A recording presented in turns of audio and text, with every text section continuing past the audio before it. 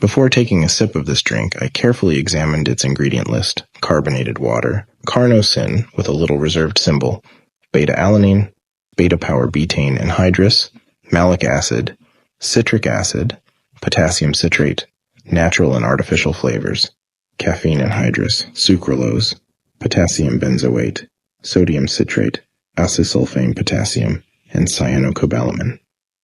What's notably absent from this list, something typically found in similar drinks: artificial dyes. You might not realize how much I dislike seeing red dye number 40, yellow dye number 5, yellow dye number 6, blue dye number 1, blue dye number 2, green dye number 3, and all their dubious companions in ingredient lists.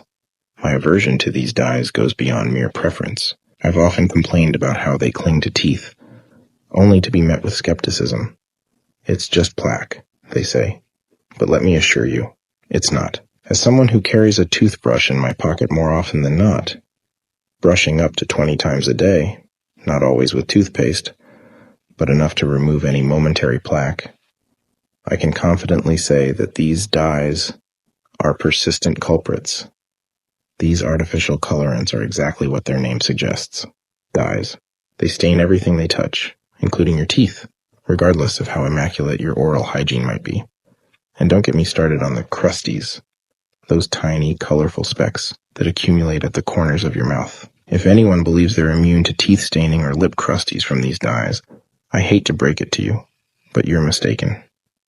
This delectable Grape Popsicle C4 drink, however, is a refreshing exception.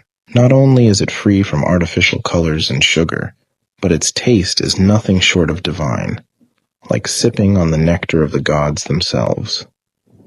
It's a rare find that allows me to enjoy a flavored beverage without the lingering worry of stained teeth or colorful lip residue.